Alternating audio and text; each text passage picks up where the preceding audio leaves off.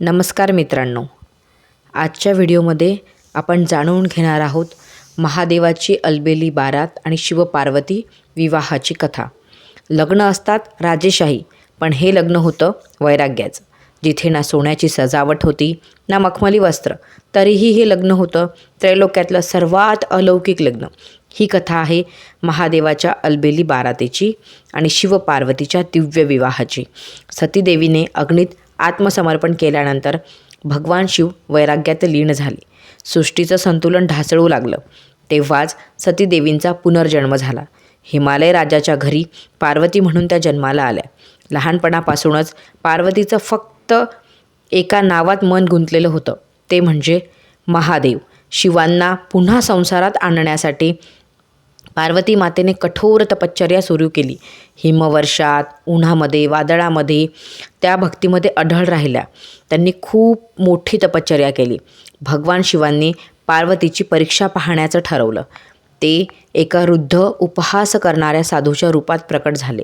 अगं पार्वती, ज्याला तू नवरा मानतेस तो स्मशानात राहणारा, अंगाला भस्म लावणारा वेडा आहे। पण पार्वती डगमगली नाही। ती म्हणाली, तो वेडा असेल पण तोच माझा ईश्वर आहे, मी त्यालाच वरेन। तेव्हा महादेव प्रसन्न झाले। शिवांनी पार्वतीला स्वीकारलं। मनोमन दोघं एकमेकांचे झाले।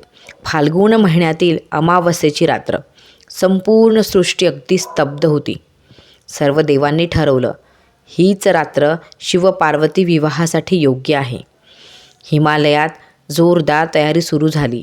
देव, ऋषी, गंधर्व, अप्सरा सगळे आमंत्रित केले गेले। पण खरी उत्सुकता होती महादेवांची बारात कशी असेल। आणि मग बारात निघाली।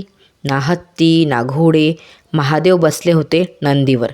अंगाला भस्म, गळ्यात नाग, मस्तकी चंद्र। बाराती होते कोण? भूत, प्रेत, पिशाच्च, साधू, डमरू वाजवत नाचणारे गण। कोणी हसत होतं, कोणी घाबरत होतं, पण बारातीत एक वेगळीच ऊर्जा होती। आणि जेव्हा बारात हिमालय राजांच्या दारामध्ये आली, तेव्हा पार्वती देवीच्या आई मेनका ही अशी बारात बघून म्हणाल्या, ही कसली बारात आणि हा कसला विवाह? त्या अगदी घाबरल्या आणि बेशुद्ध पडल्या। पण हिमालय राजांनी त्यांना समजावलं। हिमालय राज म्हणाले, हा साधा वर नाही, हा महादेव आहे। विवाह मंडपात महादेव आणि पार्वती समोरासमोर उभे राहिले।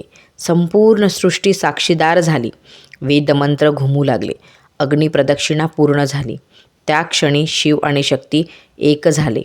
वैराग्य आणि संसाराचा संगम झाला। सृष्टी पुन्हा संतुलित झाली। महादेवांचं लग्न पार पडलं आणि अशा रीतीने शिव आणि शक्तींचं एकमेकांच्या सोबत मिलन झालं। बाह्य वैभव नाही, भावना महत्त्वाची। वैराग्य आणि संसार विरोधी नाहीत। शिव आणि शक्ती एकमेकांशिवाय अपूर्ण। म्हणूनच ही रात्र आहे महाशिवरात्र। आणि महाशिवरात्रीच्या दिवशी या दोघांचं म्हणजेच या संपूर्ण सृष्टीतला खूप मोठा दिव्य विवाह पार पडला, तो महाशिवरात्रीच्या दिवशी। जर व्हिडिओ आवडला असेल तर लाईक करा, शेअर करा आणि चॅनलला प्लीज सबस्क्राईब करा आणि कमेंटमध्ये लिहायला विसरू नका, हर हर महादेव।